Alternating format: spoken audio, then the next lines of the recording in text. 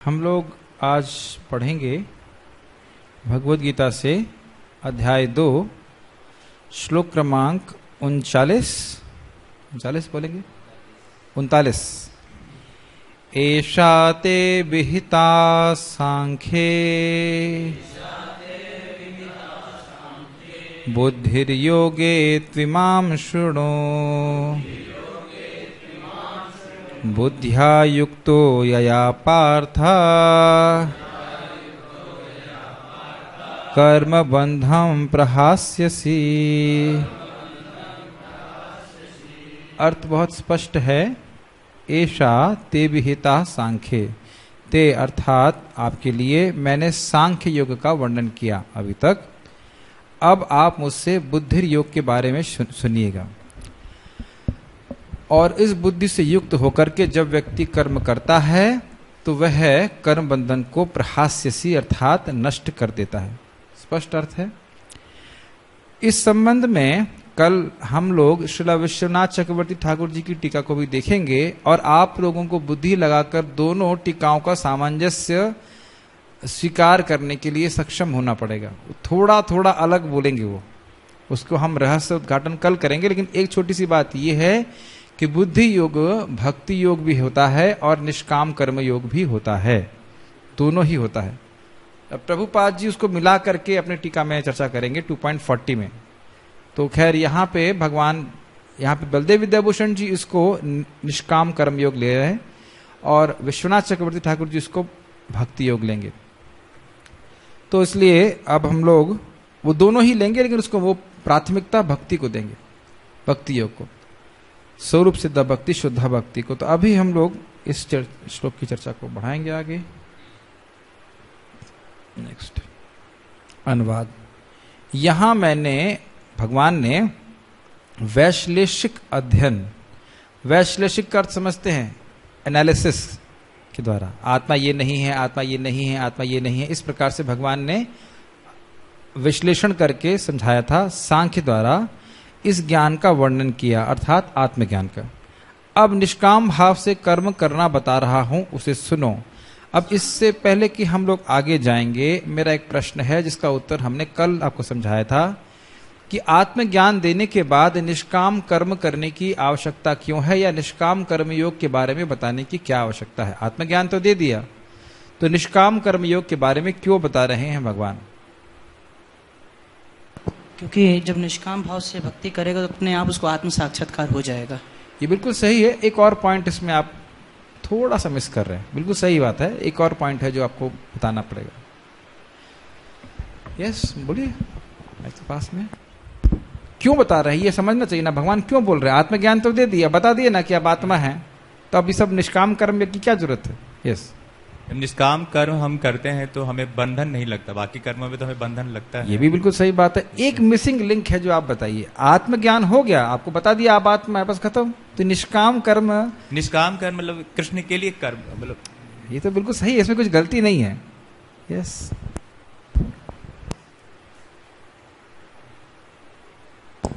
सकाम कर्म करने से स्वर्ग की प्राप्ति होती है।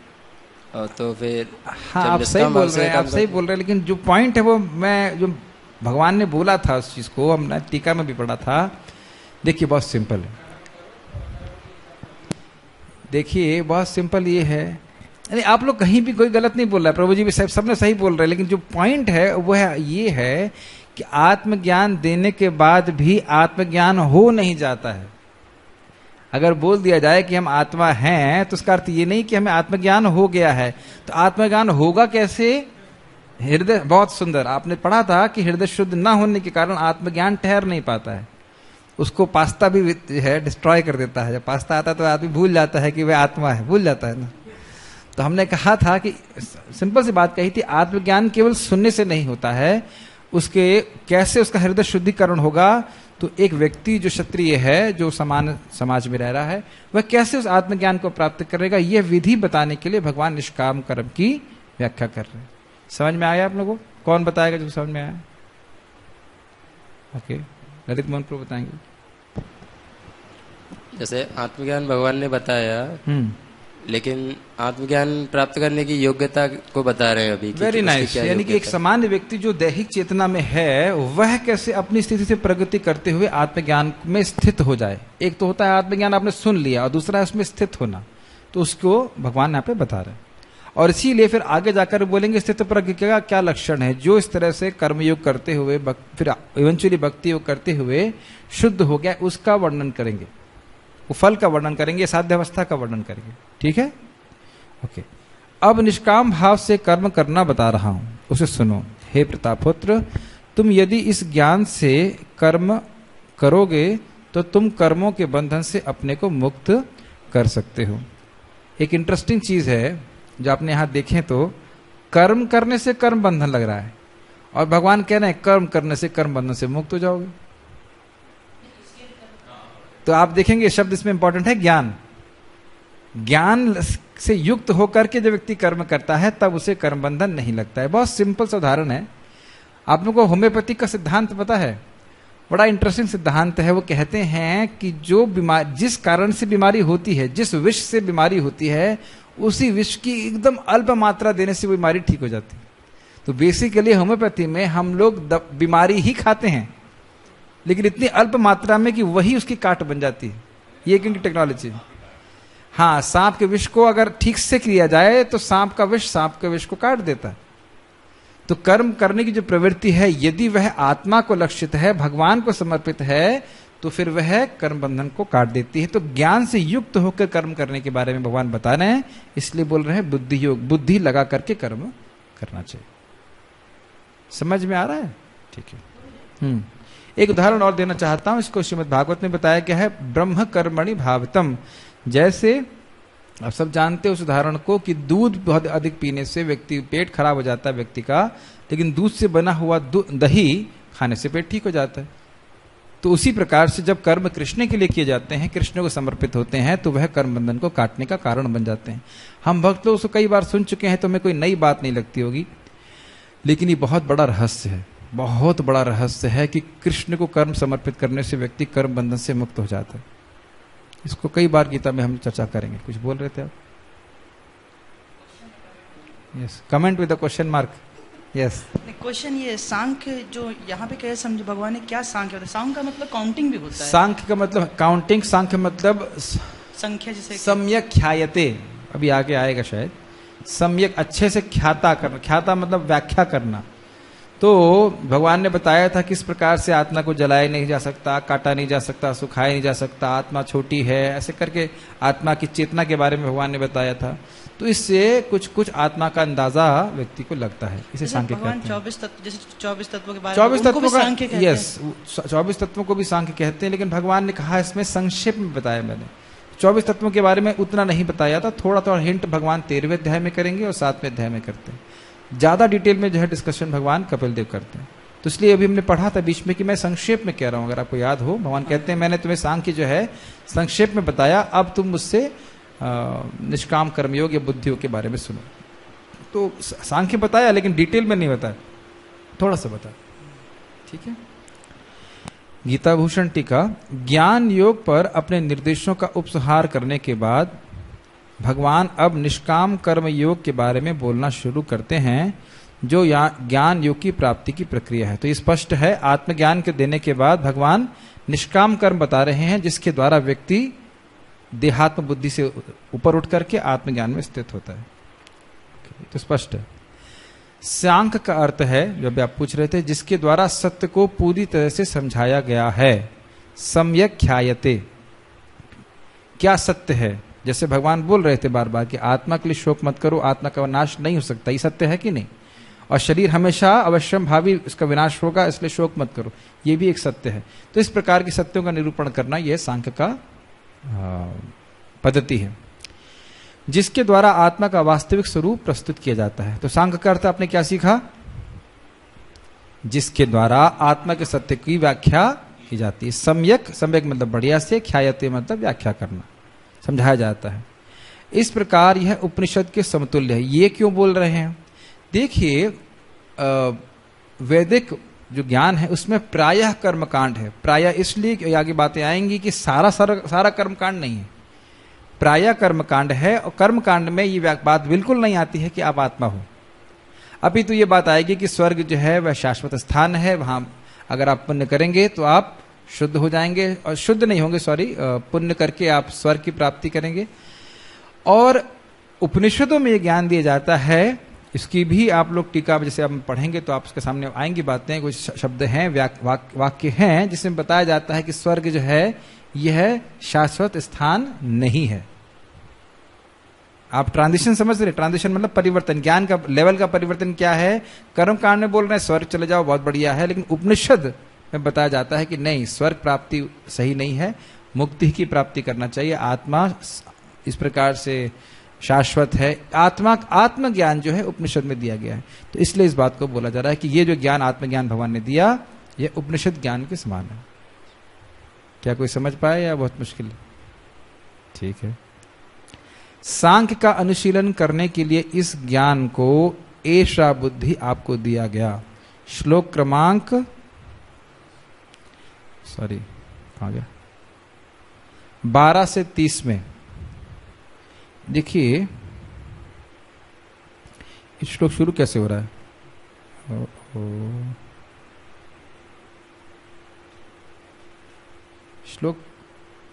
श्लोक में क्या बोला? एषा ते विहिता सांख्ये बुद्धिर। तो यहां पे एक इसको विच्छेद कर रहे हैं, बुद्धि और योग को अलग कर रहे हैं। एषा बुद्धि, इस प्रकार की बुद्धि, इस प्रकार का ज्ञान आपको मैंने दिया, अब आप योग के बारे में सुनिए। ऐसे तोड़ रहे हैं इसको। मेरी बात आप समझ रहे हो? संस्कृत का श्लोक है, इसमें जो हम लोग श्लोक की डिस्कशन कर रहे हैं उसमें बोल रहे हैं बुद्धिर योगे, तो वो एषा बुद्धि और योग को अलग कर दे रहे हैं। अर्थात अभी तक मैंने आपको ज्ञान की प्राप्ति कराई, ऐसी बुद्धि दी जिसके द्वारा आप आत्मा और शरीर का अलग अलग विश्लेषण कर सको। अब मैं आपको योग के बारे में बता रहा हूं जिसके द्वारा आपको ये आत्मज्ञान प्राप्त होगा। मुझे पता है मैं सब फिलॉसफिकल लैंग्वेज यूज कर रहा हूं और टफ होगा, लेकिन हमारा कर्तव्य है बताना। जी ज्ञान का अर्थ प्रभुपाद जी आत्मज्ञान 9वें अध्याय में ये भी देते हैं, पर प्योर डिवोशनल सर्विस में श्रवणम कीर्तनम सब कुछ जोड़ते हैं। यस, देखिए हर शब्द का अलग अलग कंटेक्स्ट में अलग अलग अर्थ होता है। जैसे घृणा का मतलब होता है हेट, लेकिन घृणा का मतलब होता है प्रेम भी, अगर आपने अचामली प्रसंग सुना होता।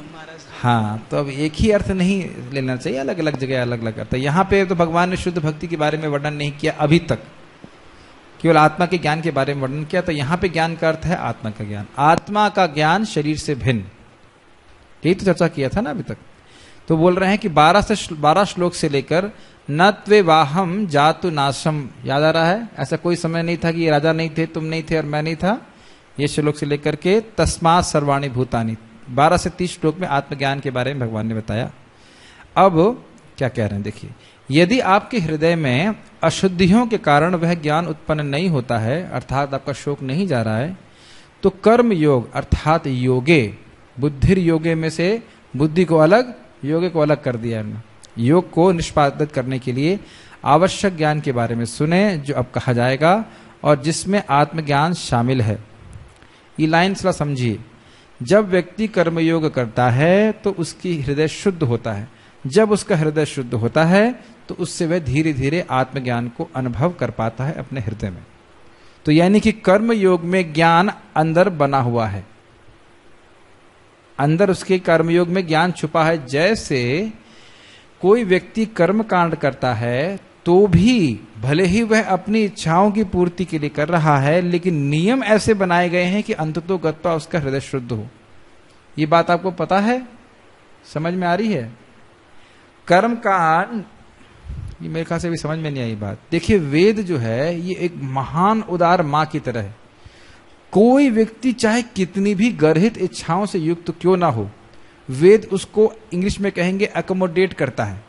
कोई मांस खाना चाहता है, अवैध संग करना चाहता है, अवैध संग का मतलब बहुत सारी स्त्रियों से संग करना चाहता है, सबकी व्यवस्था वेद ने की है। अप्सराओं का भोग करो सर जाकर के, लेकिन वेद के कर्म कांड का पालन करो।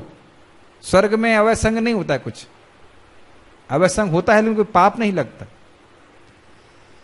तो उसी के अंदर भी भले ही भौतिक इच्छा से कर्मकांड किया जा रहा है, लेकिन फिर भी नियम पालन करने से उसका हृदय शुद्धिकरण भी होगा। बहुत धीरे धीरे होगा, लेकिन होगा। अब वह एक दिन जाकर के उपनिषद के ज्ञान यानी ज्ञान कांड की प्राप्ति करने के योग्य बनेगा। यह तो कर्म कांड के लिए है। तो सोचिए, अगर कर्म योग किया जाए, कर्मों को भगवान को समर्पित किया जाए, तो कितनी जल्दी ज्ञान उत्पन्न होगा। Make sense? यस। जैसे अलग अलग जो जीवात्मा है उनकी अलग अलग लेवल है। यस। तो शास्त्र जो है उनको उसके अनुसार बता रहे हैं। Yes. अगर वो उस ऑथोरिटी, जैसे शास्त्र ऑथोरिटी, अगर उसको पालन करेंगे, यस, इवन वो भोग करे, लेकिन अगर ऑथोरिटी के अंडर में रहकर तो फिर क्रमशः विकास करेंगे, विकास होगा और हृदय शुद्ध भी होगा। Yes. और यस, यही बात है। तो यानी कर्म योग में ऐसा नहीं लग रहा है कि व्यक्ति आत्मज्ञान को के लिए कुछ कर रहा है, लेकिन अपने आप ही व्यक्ति का आत्मज्ञान की प्राप्ति होती है कर्मयोग के द्वारा, बिकॉज वह भगवान से अपने कर्मों को लिंक कर रहा है। ठीक है, ऐसा श्रुति के द्वारा पुष्ट होता है। तम एतम वेदानुवचनेन ब्रह्मणा विविदिशन्ति यज्ञेन दानेन तपसा न शकेन। ब्राह्मण वेदों के अध्ययन से, यज्ञ से, दान से, तपस्या से और व्रत से भगवान को जानना चाहते हैं। ये बृहदारण्यक उपनिषद में बताया गया है। तो यानी अपने कर्मों को कृष्ण को समर्पित करते हैं। ये ब्राह्मणों के कर्म है, और ये ब्राह्मण के कर्म जब ब्राह्मण का अपने कर्म कृष्ण को समर्पित करते हैं, तो उससे वे भगवान के जानने की योग्यता को प्राप्त करते हैं। ये ब्राह्मणों का एग्जाम्पल दिया जा रहा है श्रुति वाक्य में। यह है अलग अलग वर्णों में उनके अलग अलग कर्मों के अनुसार निश्चित किया जाएगा। मुझे लग रहा है ये बात समझ में नहीं आई। ब्राह्मणों का उदाहरण दिया जा रहा है कि ब्राह्मण अपना कर्तव्य भगवान को समर्पित करते हैं, भगवान को जानने के लिए। तो उसी प्रकार से अन्य वर्णों को अपने कर्म समर्पित करने हैं भगवान को जानने के लिए। स्वे स्वे कर्मण्य अभिरतः संसिद्धिर लभते नरः, ये बात गीता में आई है। अपने अपने कर्म कृष्ण को समर्पित कर व्यक्ति करे। देखिए, ये भक्ति योग का सर्वश्रेष्ठ स्तर नहीं है, लेकिन फिर भी यह आत्मज्ञान को प्राप्त करने की एक पद्धति है। हरे कृष्ण मंत्र जब करना, भक्ति करना, ये तो फिर एकदम फास्ट ट्रैक तरीका हो गया, सबसे फास्ट ट्रैक तरीका। लेकिन अगर इस पे भी अधिकार नहीं है, तो व्यक्ति को कर्म कृष्ण को समर्पित करने होंगे। अगर आप इसको कृपया जाकर के 12वें अध्याय में देखिएगा, जब भगवान कहते हैं कि भक्तियों का अभ्यास नहीं कर सकते हो तो अपने कर्मों को मुझको समर्पित करो। याद आ रहा है आप लोगों को? जो पढ़ेगा उसको याद आएगा, जो नहीं पढ़ा है उसको कम से जाके पढ़ना चाहिए। इसके अभ्यास के परिणामों को बताते हुए अंतिम श्लोक में निष्काम योग की प्रशंसा की जा रही है। अंतिम श्लोक मतलब 38 में लाभा लाभा जया जयो वाला श्लोक था। उसमें बोला था ऐसा करोगे तो तुम्हें कभी पाप नहीं लगेगा। इस समझावट के साथ इन कार्यों को करने से आप कर्म बंधन से मुक्त हो जाएंगे। क्या प्रशंसा है इस निष्काम कर्म योग की? आप कर्म करना बंद मत कीजिए, आप युद्ध करना बंद मत कीजिए, लेकिन उसको भगवान की आज्ञा समझकर भगवान की को समर्पित करते हुए करने से आप कर्म करते हुए भी बंधन से मुक्त हो जाएंगे। आत्मा के आनंद की इच्छा के साथ और भगवान के आदेशों से इन कार्यों को बड़ी ऊर्जा के साथ निष्पादित करते हुए आप आत्मज्ञान में स्थित होकर के संसार को पार करेंगे, जो बाद में आपके भीतर प्रकट होगा निष्काम कर्मयोग के परिणाम स्वरूप। बहुत टफ लग रहा है, मुझे लग रहा है भक्तों। इसका अर्थ बहुत सिंपल है। आत्मा का जो स्वरूपगत आनंद है, स्वरूपगत समझते ना, सच्चिदानंदमय, हम लोग तो हमारा वही स्वरूप है। तो हम स्वरूप को प्राप्त करना चाहते हैं, तो उसको लक्षित करके आत्मा को आनंद की मुझे प्राप्ति करनी है, इसलिए भगवान का यह आदेश मेरे लिए है। मैं मान लीजिए क्षत्रिय हूं, अर्जुन ने सोचें, तो पूरी ऊर्जा के संग है, पूरी शक्ति के संग युद्ध करो, इसमें मत सोचो कि तुमको पाप लगेगा। ये बात समझ में आ गई? और ऐसा करने से क्रमशः भगवान की कृपा से तुम्हारा हृदय शुद्ध होगा और तुम्हें इस आत्मा के आनंद की अनुभूति प्राप्त होगी। जब ये आत्मा के आनंद की अनुभूति प्राप्त हो जाएगी, तब उसे युद्ध करने की आवश्यकता नहीं रहेगी। ध्यान देना हो, कर्म योग ये आत्मा के लिए शाश्वत पद्धति नहीं है। जब तक उसका हृदय शुद्ध है और वह भक्ति योग में स्थित नहीं हो जाता, तब तक वह कर्म योग करे। अंततो गत्वा भक्ति ही ऐसा है जो साधन और साध्य एक ही है। शुद्ध अवस्था में भी आप प्रेम भक्ति करते ही रहेंगे, लेकिन कर्मयोग में क्या है, अगर वह है भक्ति नहीं कर सकता तो कर्मयोग कम से कम करे और फिर आत्मज्ञान की प्राप्ति करे। यस, स्टेटमेंट बोला कि कर्म योग करता रहेगा, फिर उसको आत्म साक्षात, फिर कुछ करने की जरूरत नहीं है। और इस चीज को भगवान गीता में बोलते हैं। यस, सेवा बहुत डिफरेंट है। मैंने नहीं बोला था, कर्म योग में आप क्षत्रिय वैश्य जो भी हमारे वर्णाश्रम के कर्म हैं उनको कृष्ण की प्रसन्नता के लिए कर रहे हैं। बहुत सूक्ष्म अंतर है। भक्ति योग में वो कर्म किए जाते हैं जिससे कृष्ण संतुष्ट हो, जैसे श्रवणम कीर्तनम विष्णु स्मरणम। कर्म योग में कर्म करने के बाद फल कृष्ण को समर्पित किए जाते हैं। भक्ति योग में कर्म ही कृष्ण के लिए होता है। जैसे हरि नाम जप करना, ये जप करना ये कर्म योग नहीं है। ये यहाँ पे तो निष्काम कर्म योग यहाँ पे निष्काम कर्म योग जो मैंने समझावट है इसमें कि निष्काम कर्म मतलब आप जो कार्य वो उससे आसक्त होते लेकिन फल से आसक्त नहीं होते। यस, लेकिन कौन से फल से आसक्त नहीं होते? जो भी आप कार्य कर रहे हैं, जैसे मान लीजिए कोई, ये समझावट थोड़ा ठीक नहीं है। सकाम कर्म से आसक्त नहीं होते। स्वर्ग जाना, इस जगत में प्रसिद्धि प्राप्त करना, इसको फल कहा जाता है, इसके प्रति आसक्त नहीं होते हैं। लेकिन आत्मज्ञान के फल के प्रति आसक्त तो होते हैं। जब तक आपकी कोई साध्य नहीं है तो साधन करने में उत्साह कैसे आएगा? आप मेरी बात समझ पा रहे हैं? हम लोगों ने पहले पढ़ा था सकाम कर्म और निष्काम कर्म योग में, सकाम कर्म योग क्या कहा जाए, लेकिन सकाम कर्म और निष्काम कर्म योग में यही अंतर है कि सकाम कर्म में व्यक्ति कर्म करता है ताकि उसको या तो इस जगत में कुछ लाभ हो या फिर स्वर्ग की प्राप्ति हो। लेकिन निष्काम कर्म में व्यक्ति आत्मा के आनंद की अनुभूति करना चाहता है। ये समझ में आना चाहिए। ऐसा नहीं है कि उसे कोई फल चाहिए नहीं। हमने खूब चर्चा किया था कि बिना फल के आप कोई कार्य नहीं करेंगे, लेकिन फल का अर्थ है भौतिक फल। ऐसा नहीं कि आप कोई रिजल्ट नहीं चाहते। अब हम हरि नाम भी कर रहे हैं, भक्ति कर रहे हैं, ऐसा तो ना कि बिना उद्देश्य के हरि नाम कर रहे हैं। अगर कृष्ण की संतुष्टि एक उद्देश्य है तो यह भी एक उद्देश्य है ना कि कृष्ण के चरणों में एक दिन मुझे प्रेम की प्राप्ति होगी। उसके बिना भक्ति करना तो वास्तविक रूप से साधन भक्ति है ही नहीं। योग में तो जैसे अपने आप ये चीज डिटैचमेंट और नॉलेज तो योग में आता ही है, व्यक्ति आता है अगर ठीक प्रकार से किया जाए।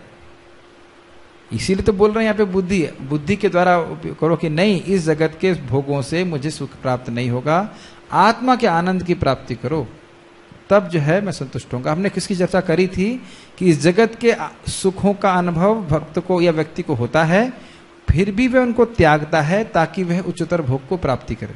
भोग नहीं, सुख की प्राप्ति करे, आत्मा के सुख की प्राप्ति करे। तो जब हायर लक्ष्य रहता है तभी वह लोअर वस्तुओं को वो छोड़ सकता है। तो फल का अर्थ है स्वर्ग की प्राप्ति और भौतिक भोगों की प्राप्ति। और यह कैसे होता है? जब व्यक्ति का अधिकार हो निष्काम कर्म पे। जो व्यक्ति और लोअर लेवल का है वह तो उसको भी स्वीकार नहीं करेगा, कहता नहीं मुझे स्वर्ग चाहिए। और लोअर लेवल का होगा तो कहता है स्वर्ग नहीं चाहिए, मुझे तो केवल जगत में सुख चाहिए। आजकल जो लोग इसी लेवल पे हैं, उन्हें केवल इस जगत में प्रसिद्धि चाहिए, स्वर्ग की प्राप्ति भी नहीं करते, स्वर्ग पे भी विश्वास नहीं करते, है ना। तो यहां पे बात आ रही है कि पूरी ऊर्जा के संग आप उसको संपादन करो, इसमें कोई डरने की जरूरत नहीं है, इससे ज्ञान अपने आप प्रकट होगा। वह निष्काम कर्मयोग। अच्छा, इसको थोड़ा समझ लीजिए, प्रैक्टिकल लेवल से समझाता हूं। परम पूज्य कदम कानन महाराज स्वयं बता रहे थे, कह रहे थे जब वो इस मंदिर में मैनेजर थे तो वह गोविंदा रेस्टोरेंट चलाते थे। तो गृहस्थ आश्रम में जब थे तो कहे कई साल सेवा अच्छे से करने के, पूरी शक्ति से सेवा करने के बाद जब वह चैतन्य चरितामृत पढ़ने लगे तो उसको पीना चालू कर दिया। अब समझ में आ गई मैं क्या कहना चाहता हूं? क्यों चैतन्य चरितामृत 10 साल 5 साल पहले जब जितने समय सेवा करी तब क्यों नहीं पी पा रहे थे? क्या उनके पास आंखें नहीं थी या बुद्धि नहीं थी, ना क्या कारण था? यस, उनका हृदय का शुद्धिकरण उस समय नहीं था। ये बहुत बड़ी मिस्टेक साधकों की होगी कि हम सोचे कि तुरंत ही हम बस भागवत को पीने लग जाएंगे। अगर अधिकार है तो पीने में कोई दिक्कत नहीं होगी, लेकिन अधिकार नहीं है तो अब बैठेंगे तो पीने के बजाय हम सोने लग जाएंगे। तो अब इसका अर्थ ये भी नहीं कि हम भागवत ना पढ़ें, लेकिन अपने अधिकार को जज करना बहुत जरूरी है। यस, और दूसरे के अधिकार को जज नहीं करना चाहिए। अधिकार बहुत सिंपल है, उस कार्य को करना आपके लिए बहुत सहज लगता है आपको। तो प्रायः लोग कर्माधिकारी ही होते। कर्माधिकारी मतलब वो कर्म बड़ी आसानी से कर लेंगे, भजन करना, भागवत पढ़ना बहुत कष्ट होता है। तो इसलिए समान रूप से जो प्रभुपाद सिस्टम दिया है वो ये है कि सुबह हम डायरेक्ट भक्ति करें, शाम को डायरेक्ट भक्ति करें और दिन में हम एटलीस्ट कर्मयोग करें, एटलीस्ट, या अपने कर्मों को कृष्ण को विभिन्न प्रैक्टिकल सेवाओं के द्वारा समर्पित करें। नहीं तो संभावना ज्यादा ये है कि हम माया योग करेंगे, माया की सेवा करेंगे, बनाए कृष्ण की सेवा करेंगे, या प्रीचिंग के अलग अलग कार्यों में हम संलग्न हैं। ये बहुत प्रैक्टिकल है। जब आप शुद्ध हो जाओगे, आपको बस आप भागवत पढ़ रहे हो, आपका मन कहीं जा ही नहीं रहा है, मतलब आपका अधिकार अब भागवतम पे ही है। इसको बहुत सुंदर तरीके से गौर कृष्ण महाराज समझाते थे, कहते कर्म छोड़ने नहीं पड़ते हैं, कर्म छूट जाते हैं, आपसे होगा ही नहीं कर्म, आलस की वजह से नहीं, इतना रुचि है। जैसे परम पूज्य लोकनाथ महाराज अपने, मैंने सुना ऐसे, अपने सर्वेंट को बोले, महाराज सुबह से शाम तक पढ़ते ही रहते हैं। तो महाराज बोले तुम पढ़ते क्यों नहीं हो? तो बेचारा क्या बोलेगा? महाराज बोले कि तुम देख रहे हो कि मैं कितना पढ़ रहा हूँ, शास्त्र पढ़ रहा हूँ, तुम इतना क्यों नहीं पढ़ते हो? तो बेचारा क्या बोलेगा? बोला इतना तो हम पढ़ नहीं, फिर तो हम महाराज हो जाएंगे ना। फिर इतना है कि नहीं, तो उसका अधिकार नहीं, तो महाराज की सेवा करेगा धीरे धीरे करके, फिर उनको भी टेस्ट मिल जाएगा। यस, मैं कह रहा था कि भक्ति में एक तो है कि प्रोसेस के बाद हम धीरे धीरे सेवा करेंगे, उसके बाद शुद्धिकरण होता है। यस, लेकिन यहाँ पे एक प्राबद्ध भी है कि जो है कि बहुत सारे भक्तों का जो है कि हम प्रीचिंग में ही जाते हैं तो बहुत जल्दी जो है वो स्वीकार कर लेते हैं, बहुत जल्दी माला करना शुरू करते हैं, बहुत जल्दी माला में उनको रुचि भी आ जाती है, ये भागवत गीता में है। तो एक तो प्रारब्ध भी है कि जो पिछले जन्म में मान लिया बहुत अच्छी भक्ति करके आया, थोड़ा सा आप शब्दों को मिस यूज कर रहे हैं। प्रारब्ध और भक्ति अलग अलग चीज है। प्रारब्ध कर्म एक अलग चीज है और पूर्व के संस्कार भक्ति की अलग चीज है। ऐसे बोलिए कि उनका पहले का पूर्व का भक्ति का संस्कार है, प्रारब्ध से भक्ति प्राप्त नहीं होती। फिर भी हाँ, चलिए। मतलब कि ध्रुव महाराज के केस में आ जाता है कि कहा जाता है कि काफी जन्मों तक उन्होंने पहले भक्ति कर ली थी और ये थोड़ा सा रह गया था और इस कारण से इतनी डेडिकेशन के साथ वो भक्ति कर पाए। तो वो तो स्पष्ट है कि जो व्यक्ति, देखिए जब मैं अधिकार बोल रहा हूं तो अधिकार का शरीर से कोई मतलब नहीं है। जिसने मान लीजिए पहले जन्मों में खूब भक्ति की हुई है, हो सकता है वो भक्ति की शुरुआत से उसको भागवत में हरि नाम में बहुत रुचि प्राप्त हो जाए।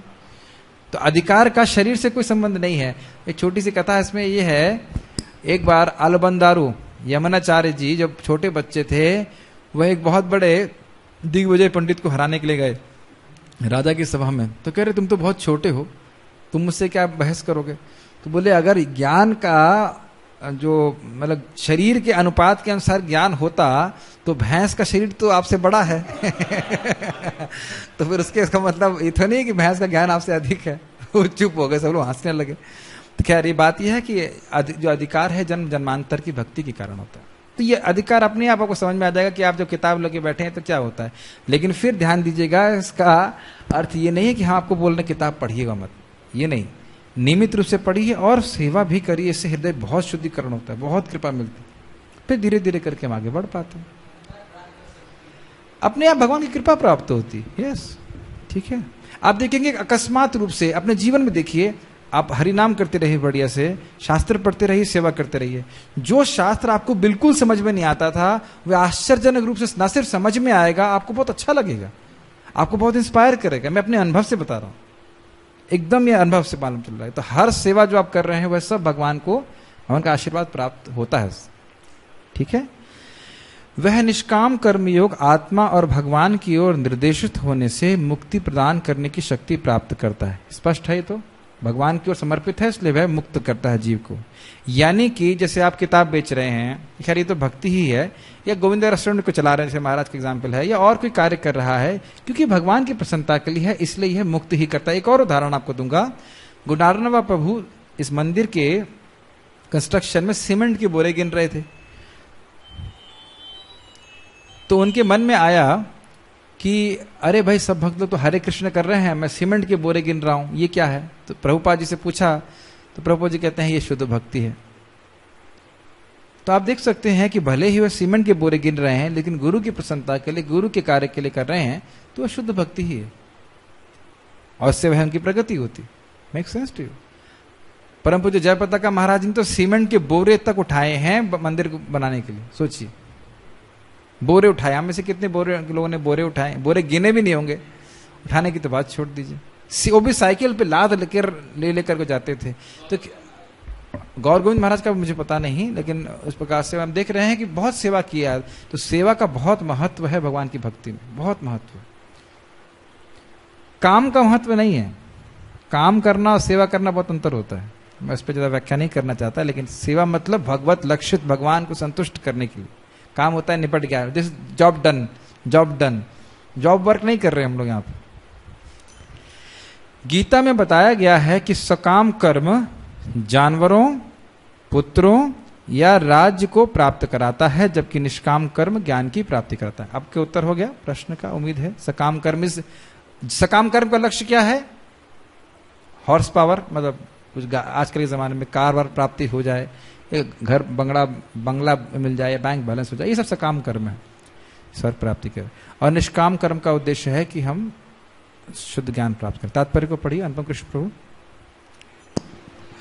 वैदिक कोश निरुक्ति के अनुसार सांख्य का अर्थ है विस्तार से वस्तुओं का वर्णन करने वाला, तथा सांख्य उस दर्शन के लिए प्रयुक्त मिलता है जो आत्मा की वास्तविक प्रकृति का वर्णन करता है। मैं समझता हूँ इसमें कुछ हमें एक्सप्लेन नहीं करना है। सम्यक ख्यायते हमने ही चर्चा कर लिया था। यस। और योग का अर्थ है इंद्रियों का निग्रह। अर्जुन का युद्ध न करने का प्रस्ताव इंद्रिय तृप्ति पर आधारित था। वह अपने प्रधान कर्तव्य को भुलाकर युद्ध से दूर रहना चाहता था, क्योंकि उसने सोचा कि धृतराष्ट्र के पुत्रों अर्थात अपने बंधु बांधवों को परास्त करके राज्य भोग करने की अपेक्षा अपने संबंधियों तथा स्वजनों को ना मारकर वह अधिक सुखी रहेगा। हाँ, अब ये बताइए कि ये विचार उनकी स्वयं की इंद्रिय तृप्ति पर कैसे आधारित था?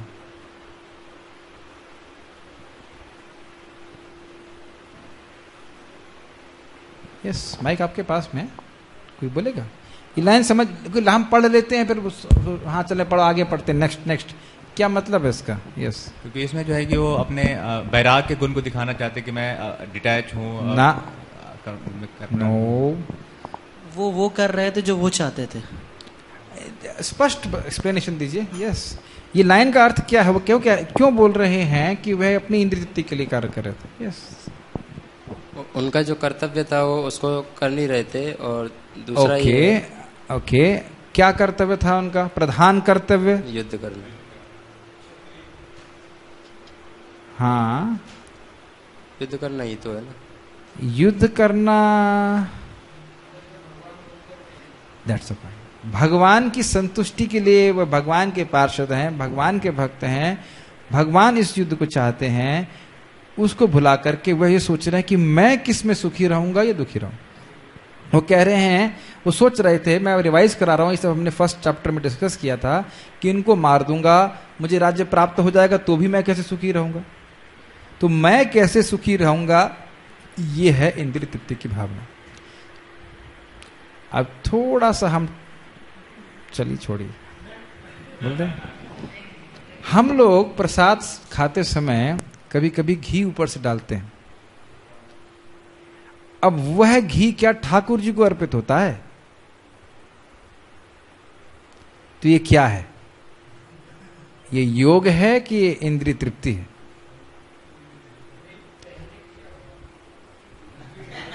इंद्रियां बोल रही हैं इंद्रियां बोल रही हैं।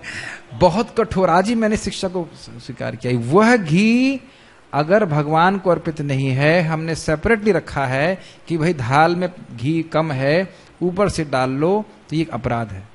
आपके गुरु महाराज का, थोड़ा मैं कठोर बोल रहा हूं, पहले से तैयार रहो, आपके गुरु महाराज का महाप्रसाद आएगा तो क्या ऊपर से आप घी डालेंगे या हम लोग घी डालेंगे? क्योंकि हमारा तो बहुत श्रद्धा है उस भगवान महाराज के प्रसाद के ऊपर, और भगवान के प्रसाद के ऊपर हम घी और ये सब कुछ डाल रहे हैं। हम ही ने किया है। तो आज मैं सुन करके बहुत रिफ्लेक्टिव हो गया। यहां तक कि नमक भी नहीं डालना चाहिए। ठाकुर जी को नमक कम लगा वाली दाल खा गए, तो हम कैसे दाल में नमक डाल रहे हैं? फिर प्रसाद नहीं है ना। हाँ, भगवान को अलग से नमक दिया है तब ठीक है, तब ठीक है, लेकिन अलग से नमक नहीं दिया है तो अलग से नमक खाना, देखिए ये स्टैंडर्ड रेस करने वाली बात है। कितना कौन स्वीकार करना चाहता है उसके ऊपर। यस, एक भक्त हैं, उन महाराज जी हैं, उनके पर्सनल सर्वेंट नमक डालना भूल गए, वो महाराज पूरा प्रसाद खा गए और बोला नहीं कि नमक नहीं है। अब देखिए कहीं ना कहीं आपके मन में, हमारे मन में एक वो आ रहा है ना, विद्रोह आ रहा है, ये सब क्यों बोल रहे हैं? जरूरी था ऐसा बताना। लेकिन सुनने के बाद आप सोचेंगे कि नहीं, ये भाव बिल्कुल बिल्कुल सही भाव है। भगवान को जब घी नहीं पड़ा तो मेरे को घी क्यों पड़े? मैं कैसे घी खा लूं? फिर क्यों बोल रहे हैं कि हम भगवान के नित्य दास हैं? हम दास तभी तक हैं जब तक हमारी दाल में घी पड़ता है हैं? वैसे दास हैं हम। अब देखिए कि आपको लग रहा हो कि अर्जुन तो युद्ध में तीर चलाने के लिए दिक्कत कर रहा है, लेकिन हमारी भी तो कहीं ना कहीं आसक्तियां हैं जिसकी वजह से हम कृष्ण को उस तरह समर्पित नहीं कर रहे हैं। ऐसे इसको और अगर बढ़ा लिया जाए तो मान लीजिए मैं और आप मित्र हैं या आप मेरे स्वामी हैं, आपको तो आप सामने बैठ गए, आपको तो मैं घी दे नहीं रहा हूं और अपनी कटोरी में दबा दबा के घी डाल के खा रहा हूं। यही तो अर्थ हुआ ना, यही अर्थ हुआ कि नहीं हुआ? मैं सोच रहा था कि कोई पत्नी है, पतिव्रता है, वह पति को तो घी ना दे और अपनी कटोरी में घी डाल डाल के खाए, तो क्या पति को डायबिटीज हो गई है? ना कृष्ण को डायबिटीज है, ना कृष्ण मोटे हो जाएंगे, ना क्या चक्कर। मैं खाली ये बोल रहा हूं कि इंद्रियां हमारी कृष्ण की सेवा नहीं करना चाहती, तो उनका निग्रह करना बहुत जरूरी, तभी भगवत प्राप्ति हो। खैर आगे पढ़ते हैं, कोई बात नहीं, कुछ कुछ बातें थोड़ी कठोर लगती हैं। यस, दोनों ही प्रकार से मूल सिद्धांत तो इंद्र तृप्ति था। उन्हें जीतने से प्राप्त होने वाला सुख तथा स्वजनों को जीवित देखने का सुख, ये दोनों इंद्र तृप्ति के धरातल पर एक है, क्योंकि इससे बुद्धि तथा कर्तव्य दोनों का अंत हो जाता है। बेसिकली इंद्रिय तृप्ति means what I feel like doing. क्या मुझे क्या करना अच्छा लगता है, मेरे लिए क्या अच्छा है, वो है इंद्रिय निग्रह है, और जो मुझे क्या जो करना अच्छा लगता है वह है इंद्रिय तृप्ति है। यस, थोड़ा लंबा है मैं, लेकिन चाहता हूं पूरा कर लिया जाए इसको। यस, अतः कृष्ण ने अर्जुन को बताना चाहा कि वह अपने पितामह के शरीर का वध करके उनके आत्मा को नहीं मारेगा। यस, यानी देहात्म बुद्धि से भगवान ने बाहर निकाला। आगे उन्होंने यह बताया कि उनके सहित सारे जीव शाश्वत प्राणी हैं। वे भूतकाल में प्राणी थे, वर्तमान में भी प्राणी रूप में हैं और भविष्य में भी प्राणी बने रहेंगे, क्योंकि हम सब शाश्वत आत्मा हैं। ये स्पष्ट है, प्रभुपाद समराइज कर रहे हैं पहले के श्लोकों को। यस, हम विभिन्न प्रकार से केवल अपना शारीरिक परिधान वस्त्र बदलते रहते हैं और इस भौतिक वस्त्र के बंधन से मुक्ति के बाद भी हमारी पृथक सत्ता बनी रहती है। स्पष्ट है, आसान से जीर्ण नहीं।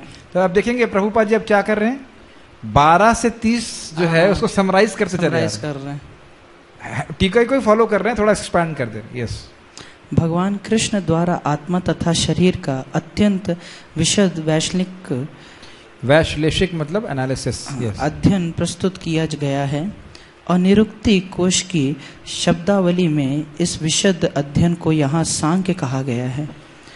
इस सांख्य का नास्तिक कपिल के सांख्य दर्शन से कोई सरोकार नहीं है। इस नास्तिक कपिल के सांख्य दर्शन से बहुत पहले भगवान कृष्ण के अवतार भगवान कपिल ने अपनी माता देवहूति के समक्ष श्रीमद् भागवत में वास्तविक सांख्य दर्शन पर प्रवचन किया था। बहुत सिंपल सी बात है, वास्तविक सांख्य में भगवान के अस्तित्व को स्वीकारा जाता है और नास्तिक सांख्य में भगवान को गायब कर दिया जाता है, बस सिंपल। यस, उन्होंने स्पष्ट बताया है कि पुरुष या परमेश्वर क्रियाशील हैं और वो प्रकृति पर दृष्टिपात करके सृष्टि की उत्पत्ति करते हैं। नास्तिक सांख्य के अनुसार सृष्टि अपने आप ही हो जाती है, उसमें भगवान का कोई रोल नहीं है। पढ़िए, इसको वेदों ने तथा गीता ने स्वीकार किया है। क्या स्वीकार किया है? वेदों और गीता ने क्या स्वीकार किया है? भगवान के द्वारा सृष्टि होती है। और एक और इंटरेस्टिंग बात है, क्योंकि सृष्टि के पहले हैं इसलिए उनका शरीर माया द्वारा सर्जित नहीं है। पढ़िए, वेदों में वर्णन मिलता है कि भगवान ने प्रकृति पर दृष्टिपात किया और उसमें आणविक जीवात्माएं प्रविष्ट कर दी। किसी को श्लोक पता है? नहीं। मया दक्षिण प्रकृति अर्थात उनकी दक्षता में प्रकृति कार्य कर रही है। यहाँ पे बोल रहे हैं कि प्रकृति पे दृष्टिपात किया। कामा विशेष बोलता है धार्यामि अहम नहीं, ये भगवत गीता का श्लोक नहीं है। स ऐक्षतः बहुश्यामा, हमने कई बार चर्चा किया था, भक्ति वृक्ष में किया था। स ऐक्षतः, सह ऐक्षतः, उन्होंने देखा बहुश्यामा और वो बहुत हो गए। अब ये देखो, उपनिषद का श्लोक है, हमारे प्रभु जी कह रहे हैं श्लोक नहीं, ये श्लोक है उपनिषद का। स ऐक्षतः बहुश्यामा कई बार से कोट किया गया था जब हम लोग भक्ति वृक्ष के दूसरे अध्याय को, दूसरे चैप्टर को पढ़ा रहे थे कि हमारा अस्तित्व क्यों है, जीवों की सृष्टि क्यों की गई है। याद आ रहा है? यस, ये सारे जीव भौतिक जगत में इंद्र तृप्ति के लिए कर्म करते रहते हैं और माया के वशीभूत होकर अपने को भोक्ता मानते रहते हैं। ये तो स्पष्ट है, इसमें कोई समझाना नहीं है। एक पॉइंट इंपॉर्टेंट है कि इस मानसिकता का उपयोग वेद करते हैं और उनको, ताकि वो उनको शुद्धिकरण के प्रोसेस में डालते हैं। तुम भोग करना चाहते हो, ऐसे क्यों नहीं करते हो? अच्छा भोग मिलेगा, स्वर्ग प्राप्ति होगी, लेकिन ये काम, ये थोड़ा सा, ये आपको नियम पालन करने पड़े, ये करेंगे तो उसके द्वारा है कम से कम वेद की एक अध्यक्षता में आ जाते। पढ़िए। इस मानसिकता की चरम सीमा भगवान के साथ सायुज्य प्राप्त करना है। चलिए इस लाइन को समझा दीजिए तो मजा आए, बहुत आनंद आए। इस लाइन को समझाइए। भगवान से सायुज्य प्राप्त करना इंद्र तृप्ति की सीमा है। अरे माइक पे बताइए। इस मानसिकता में भगवान के द्वारा जो है वो मिल जाना चाहता है। सायुज मुक्ति मतलब भगवान में मिल जाना, और जो भगवान में मिल जाना मतलब भगवान की सेवा नहीं करनी पड़ेगी। यस, इंद्र तृप्ति में क्या करते हैं? सेवा नहीं करते, तो सेवा की बहुत लंबे समय तक छुट्टी हो जाना, ये सायुज्य मुक्ति है। क्योंकि उसके बाद भी वहां से गिरना होता है, लेकिन बहुत लंबे समय तक छुट्टी, कोई सेवा नहीं करनी, कोई प्रीचिंग करने भी नहीं आएगा। यस, यह माया अथवा इंद्रिय तृप्ति जन्य मोह का अंतिम पाश है, और अनेकानेक जन्मों तक इस तरह इंद्रिय तृप्ति करते हुए कोई महात्मा भगवान कृष्ण यानी वासुदेव की शरण में जाता है, जिससे परम सत्य की खोज पूरी होती है। कौन सा श्लोक है? बहुत सुंदर। बहुनाम जन्मनाम अंते ज्ञानवान माम प्रपद्यते। ज्ञानवान अर्थात जो समझ गया कि इंद्रिय भोग में सुख नहीं है। सुख कहाँ है? समझ में आया? जैसे आप कुछ सामान ढूंढते हो तो पहली चीज क्या आप देखते हो? अरे वो सामान नहीं है, फिर आप सोचते हो वो कहाँ है। Make sense? तो व्यक्ति समझ गया इंद्रिय तृप्ति में सुख नहीं है, तो सुख कहाँ है? वह ढूंढते ढूंढते जब उसकी खोज पूरी होती है तो वो कृष्ण के पास आता है। यस, ज्ञानवान का अर्थ तो ये जो मैंने देखा था कि जो ये जान जाता है भगवान ही सबको, वासुदेव सर्वमिति। एक जन मैं नहीं जान पाता, यहाँ पे लिखा तो है ना। चलिए। अर्जुन ने कृष्ण की शरण ग्रहण करके पहले ही उन्हें गुरु रूप में, आपका जो कहने का अर्थ है वो ये है कि ज्ञानवान जब उसे ज्ञान हो जाता है। यस, लेकिन जो ज्ञानी कौन है? जो व्यक्ति भोगों में लगा हुआ है वो तो ज्ञानी है नहीं। जब उसको ये ज्ञान हुआ कि इंद्रिय तृप्ति में सुख नहीं है, तो उसे ये नहीं पता चला कि वाकई सुख कहाँ पे है। अब वह सुख का अन्वेषण करता है। प्रभुपाद जी इसको 5वें अध्याय में बताएंगे कि सांख्य में व्यक्ति खोज करता है कि जगत का स्रोत क्या है, और जो व्यक्ति समझ गया कि स्रोत कृष्ण है, सेवा कर रहा है, तो वो ज्ञानवान है, डायरेक्ट ज्ञानवान है। लेकिन यह व्यक्ति को यह समझ में आ गया कि भोगों में सुख नहीं है, भोग में सुख नहीं है, लेकिन सुख कहाँ है वो उसकी खोज करते करते जब सच्चा ज्ञान प्राप्त करता है तो भगवान को शरण में आता है। जो आप बोल रहे हैं वो भी सही है कि उसके लेवल्स की बात की जाती है। हाँ, यही संस पर जाप भगत हो, क्या मतलब? रामते बुधा, जो बुद्धिमान व्यक्ति है वो भोगों में नहीं लगता है, लेकिन सुख कहाँ पे है वह उसको तुरंत नहीं मालूम चल जाता। कितने लोग हैं जो भोग नहीं कर रहे हैं, तपस्या कर रहे हैं, उनको ये नहीं पता कि कृष्ण भगवान है, तो पूर्ण रूप से ज्ञान प्राप्त नहीं, लेकिन ये ज्ञान हो गया कि इंद्रिय तृप्ति में भोग नहीं, सुख नहीं। यस, बाद में भी लिखते हैं कि जो हरे कृष्णा महामंत्र में आया है उसने अनेक जन्मों में तप दान Yes, का सब yes, कुछ किया है, yes, yes. तब जाके वो आ जाता है। इससे भी सिद्ध होता है कि मैंने कई जन्मों तक अनुशीलन करते हैं, बहुत सारा अनुशीलन करने के बाद उसकी श्रद्धा भगवान की उसमें होती है। तो जाके वो मंत्र जप रहा है या फिर भगवान कृष्ण। पढ़िए। उन्हें गुरु रूप में स्वीकार कर लिया है। शिष्यस्तेहं, थोड़े से कट गई थी, फिर से पढ़िए। अर्जुन ने कृष्ण की शरण ग्रहण करके पहले ही उन्हें गुरु रूप में स्वीकार कर लिया है। शिष्यस्तेहं शादि माम त्वाम प्रपन्नम। फलस्वरूप कृष्ण अब उसे बुद्धि योग या कर्म योग की कार्य विधि बताएंगे, जो कृष्ण की इंद्रिय तृप्ति के लिए किया गया भक्ति योग है। अब श्रील प्रभुपाद जी ने दोनों आचार्यों को मिक्स मतलब मिला दिया। विश्वनाथ चक्रवर्ती ठाकुर जी भक्ति योग कहेंगे और बलदेव विद्याभूषण जी कर्मयोग कहेंगे, उनको दोनों को मिला दिया, तो कोई झगड़ा नहीं है। झगड़ा मतलब कोई मतभेद नहीं है, ठीक है। यस, यह बुद्धि योग अध्याय 10 के 10वें श्लोक में वर्णित है, जिससे इसे उन भगवान के साथ प्रत्यक्ष संपर्क बताया गया है जो सबके हृदय में परमात्मा रूप में विद्वान है, किंतु ऐसा संपर्क भक्ति के बिना संभव नहीं है। अब यहाँ पे ये पॉइंट जो है यह श्रील विश्वनाथ चक्रवर्ती ठाकुर जी की टीका से ले जा रहा है, इसीलिए प्रभुपाद जी का तात्पर्य बहुत लंबा है। आप वहां पे लिखा हुआ है बोधयन्तः परस्परम, ये सामान्य कर्म योग नहीं है। 10वें अध्याय में जो गीता के चतुश्लोकी गीता है उसमें है ना, भक्त लोग इकट्ठा होकर के बात करते हैं भगवान के बारे में, तो ये सीधा डायरेक्ट भक्ति योग है, शुद्ध भक्ति है।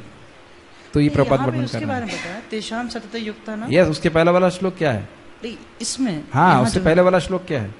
वो तो वही है 4 जो आप- श्लोक को बता रहे हैं। 10वें श्लोक में वर्णित है। 10वां बोल रहे हैं। हाँ, क्या? तेषाम 10.10 हाँ, 8, 9, 10 11 11। तो आप 11 का वर्णन कर रहे हैं ना? हम 10 का कर रहे हैं। 10 में क्या है? तेषाम सतत युक्ता नाम भजताम प्रीतिपूर्वक Yes. ददामि बुद्धि। यस। और वो प्रीतिपूर्वक भजन किसका का स्वरूप क्या है? प्रीतिपूर्वक का मतलब होता है कि मतलब ईमानदार रहता है व्यक्ति। जितना आप 9वें श्लोक को बोलिए। बोधयंत परस्पर कथयंत माम नित्य। तो किसी के बारे में हम नित्य कथन कर रहे हैं तो ये प्रीति लक्षण है कि नहीं? हाँ। तो जो लक्षण है वो क्या है? कथयंत माम नित्य तुष्यंति च रमंति च, ये इसका स्वरूप है। और ये दिखाता है कि उनकी भगवान में प्रीति है। तो ये 8, 9, 10, 11 तीनों ही शुद्ध भक्ति का ही वर्णन कर रहे हैं। बुद्ध भाव समन्विता। यस। अतः जो भगवान की भक्ति या दिव्य प्रेमा भक्ति में या कृष्ण भावनामृत में स्थित होता है, वही भगवान की विशिष्ट कृपा से बुद्धि योग की यह अवस्था प्राप्त कर पाता है। अतः भगवान क्या अवस्था? जिसमें भगवान स्वयं ही उसको हृदय में उसे सारा ज्ञान देते रहते हैं। यस। अतः भगवान कहते हैं कि जो लोग दिव्य प्रेमवश भक्ति में निरंतर लगे रहते हैं, उन्हें ही वे भक्ति का विशुद्ध ज्ञान प्रदान करते हैं। उन्हें ही का अर्थात अन्य लोगों को कुछ नहीं बोलते, चुपचाप बैठे रहते हैं परमात्मा के रूप में। जो प्रेम पूर्व भक्ति करते हैं, प्रेम से भजन करते हैं, भगवान उनको ज्ञान देते रहते, तुम कैसे मेरे पास आओगे। बहुत थोड़ा क्लास लंबा हो रहा है, थोड़ा सुनिए, बहुत महत्वपूर्ण है। प्रभुपाद कहते हैं जिस व्यक्ति के अल्टीरियर मोटिवेशन रहेंगे, अल्टीरियर मतलब भक्ति नहीं करना, कुछ और करना है, वह कृष्ण भावना के सिद्धांतों को, फिलॉसफी को समझ ही नहीं सकेगा। क्यों नहीं समझ सकेगा? भगवान अंदर से बुद्धि नहीं देंगे। तो खुद ही व्यक्ति को सोचना चाहिए कि अल्टीरियर मोटिवेशन समझते ना, ये चाहिए मुझे, भक्ति कर रहा हूँ, हाँ कुछ और चाहिए, कुछ गुप्त उपदेश, ये चाहिए वो चाहिए, तो उसको समझ में नहीं आएगा। ईमानदारी से भक्ति करेगा तो भगवान स्वयं ही हृदय में ज्ञान देते हैं। यस। इस प्रकार भक्त सरलता से उनके चिदानंदमय ध्यान में पहुंच सकते हैं। इस चीज को एक और समझ लीजिए, सार्वभौम भट्टाचार्य कितने बड़े स्कॉलर थे, आप उसकी कल्पना नहीं कर सकते हो। उस गृहस्थ होकर के वह सन्यासियों को प्रवचन देते थे वेदांत पे। सोचिए, उनके बारे में लिखा है कि हरि नाम की महिमा महाप्रभु की कृपा से उनके हृदय में प्रकाशित हुई। हम कहेंगे हाँ हमको हरि नाम की महिमा तो पता है, शास्त्र में सारे श्लोक हमको पता है ना। श्लोक मालूम होने के बाद भी अटूट गहरी श्रद्धा नाम की महिमा पर भगवान की कृपा से होती है। यही बातें बोली जाती है। जो प्रीतिपूर्वक भजन करेगा वो समझ में आ जाएगा भक्त को कि क्या अनुशीलन करने से, कैसे भक्ति करने से मैं भगवत प्राप्ति कर लूंगा। भगवान कृष्ण स्वयं उसको ज्ञान दे। तो प्रीति में बेमानी का कोई ऑप्शन नहीं। प्रीति मतलब प्रीति, निर्व्यलीक शब्द भागवत में आया, बेमानी से रहित भक्ति करना। भागवत में बताया गया है जो भक्त भगवान के बारे में सुनने में के लिए बड़ा आतुर रहता, बहुत अच्छा लगता है, उसके हृदय में भगवान सब सफाई कर देते।